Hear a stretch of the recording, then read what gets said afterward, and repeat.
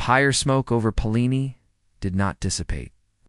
It seeped into the very stones of the village, into the collective psyche of France, and across the channel-ridden map of Europe. The case of Michel Verdun, Philibert Montat, and Pierre Berget was not an end, but a genesis. It was a dark seed that found fertile soil in a continent already plowed by religious war, peasant revolts, and the existential dread of a little ice age that stole harvests and starved children. The documented, proven existence of the werewolf, validated by the Holy Inquisition itself, became a contagion of the mind. The pamphlets that spread from Besançon were crude, woodcut-illustrated things, their text often smudged and sensationalized. They did not merely report the facts, they curated a nightmare. Artists who had never set foot in Polini depicted Verdun as a hulking brute mid-transformation, his hands curving into claws, his face elongating into a slavering muzzle as he lunged at cowering children. Berget's Monsieur de la Forest was rendered as a horned devil astride a monstrous goat, distributing pots of infernal ointment to groveling peasants. These were not news sheets. They were devotional literature for a new cult of fear. The impact was immediate and visceral. In a village in the Jura Mountains, a week after the pamphlets arrived, a lonely shepherd named Jacques was set upon by a pack of wild dogs. He fought them off with his staff, sustaining deep bites on his arm. He returned to his village, bleeding and feverish. That night, a child went missing. The connection was instantaneous in the minds of the villagers. The shepherd had been bitten by a wolf, no, by a werewolf, and the curse had passed to him. They dragged Jacques from his cot, his feverish ramblings taken as a confession. He was hanged from the old oak tree without a trial. A copy of the Polini pamphlet nailed to the trunk beside him as justification. The real wolves, the four-legged kind, found the missing child 3 days later, alive and hiding in a hollow log. No one apologized to Jacques' family. This was the new pattern. The Polini case provided a ready-made narrative, a checklist for identifying the beast among them. Was a man reclusive? He was consorting with dark masters. Did he have a temper? It was the beast within, struggling to get out. Were there strange marks on his body? The stigmata of transformation? The evidence was no longer just circumstantial. It was mythological and therefore unassailable. A decade after the ashes of Polini cooled, the phenomenon reached the Germanies, finding a particularly fervent home in the fractured, war-torn principalities of the Holy Roman Empire. The fear was amplified by the bloody schism of the Reformation and the constant marauding of Landskext mercenaries who left real carnage in their wake. It was in this tinderbox that the most infamous werewolf trial of all erupted, the case of Peter Stump, the werewolf of Bedburg. Bedburg, in 1589, was a town torn. It had changed hands between Catholic and Protestant forces multiple times, and its lord, the Count of Bedburg, was desperate to assert control and demonstrate his pious authority. Peter Stump was a wealthy farmer, a former bailiff, and a man with many enemies. He was accused of sorcery, murder, and incest, but it was the charge of lycanthropy that captured the imagination and justified the horror to come. The trial records, heavily influenced by the Polini blueprint, which accused Stump of possessing a wolf pelt girdle given to him by the devil. For over 25 years, he allegedly terrorized the countryside. The confessions, extracted under unimaginable torture, were a grotesque parody of the French case. Stump confessed to killing and eating 14 children, 2 pregnant women, and countless lambs. He described his satanic pact in detail, claiming his demonic master was a glimmering green man who gave him the power to shapeshift. The punishment was designed to be a theological spectacle. For his execution, Stump's flesh was torn with red-hot pincers. His arms and legs were broken with the blunt side of an axe to prevent his spirit from walking after death. He was then beheaded, and his body was burned on a wheel alongside his alleged daughter and mistress. A woodcut of his execution shows his head mounted on a pole, a wolfskin draped over the wheel, a stark warning to any who would traffic with the devil. The Bedburg case was Polini amplified, weaponized by political and religious strife. It was no longer just about a monster. It was about purging the community of spiritual and political corruption. Stump, like Verdun, was a convenient vessel for all the sins and fears of his time. The trials spread like a fever dream. In Estonia, an old man named Theis, confessed not to serving the devil, but to being a hounds of God. He claimed that he and other werewolves would travel to hell 3 times, a year to fight witches and demons to ensure a good harvest. His judges, steeped in the Pliny-derived dogma that all werewolves were Satan's servants, were baffled. They tortured the old man, trying to force him to admit a demonic pact. He stubbornly held to his story, a folkloric relic of a pre-Christian past that had no place in the new, binary world of inquisitorial logic. He was finally sentenced to 10 lashes for idolatry, a strangely mild punishment that highlighted the confusion his unorthodox narrative caused. In France itself, the trials continued. A few years after Pliny, a man named Gilles Garnier, a hermit living near Dole, was tried and burned as a loup-garou for the murder of several children. His case was a near-perfect copy, a reclusive figure. A string of child murders, a confession under torture describing a transformation aided by a diabolical salve. The pamphlet detailing his crimes explicitly referenced the affair of Pliny as a precedent. The legal and clerical authorities were now trapped in a feedback loop of their own creation.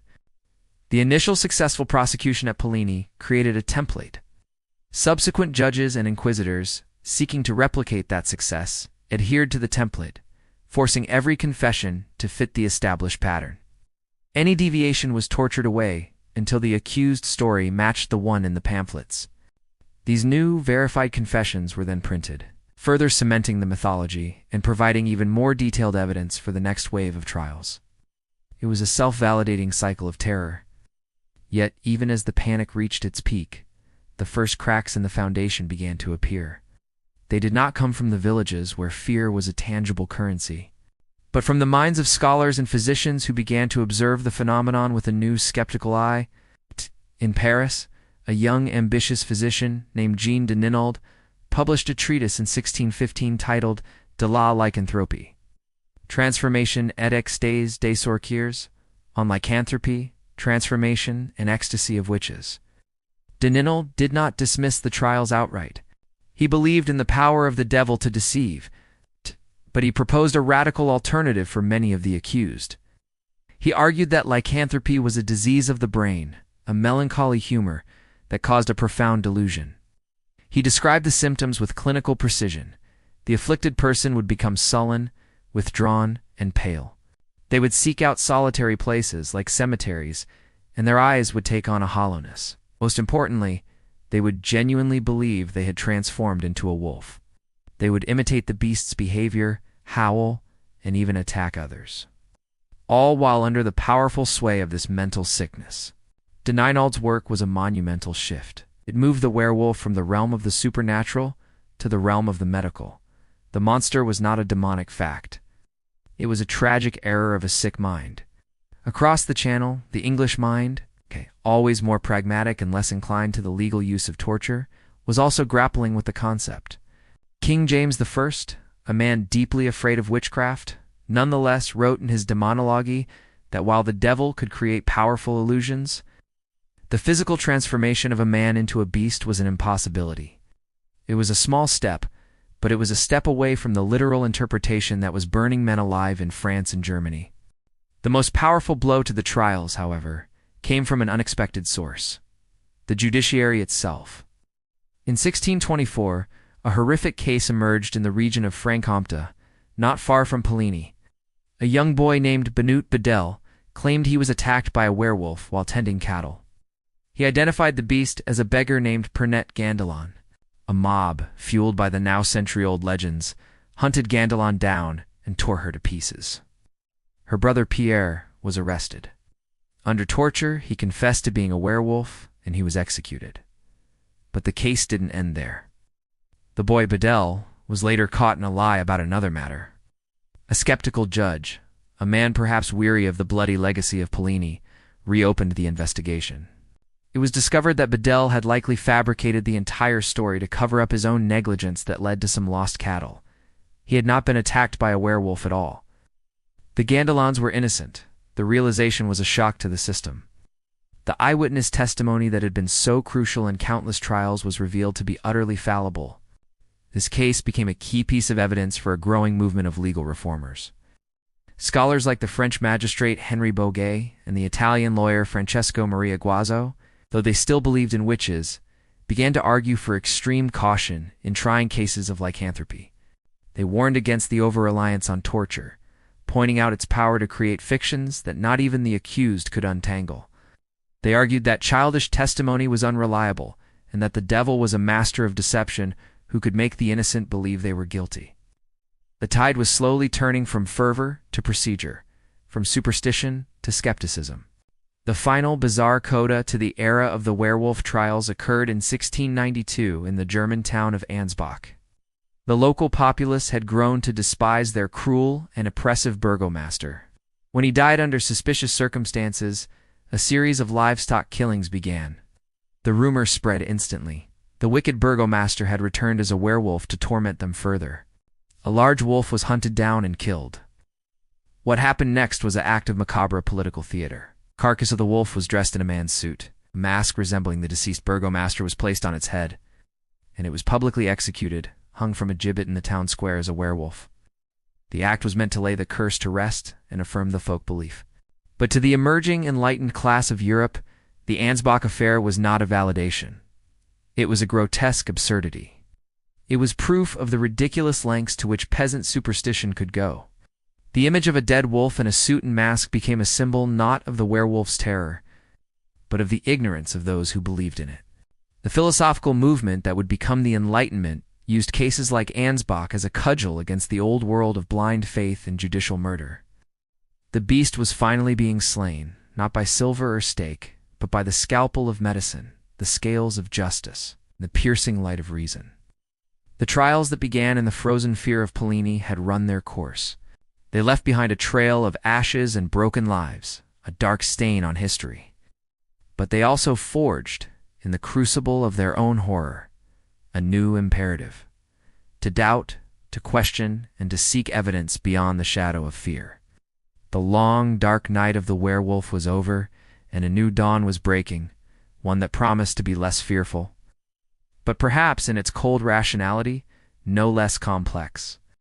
The monster had been unmasked, and the face that stared back was, for the first time, recognizably and tragically human.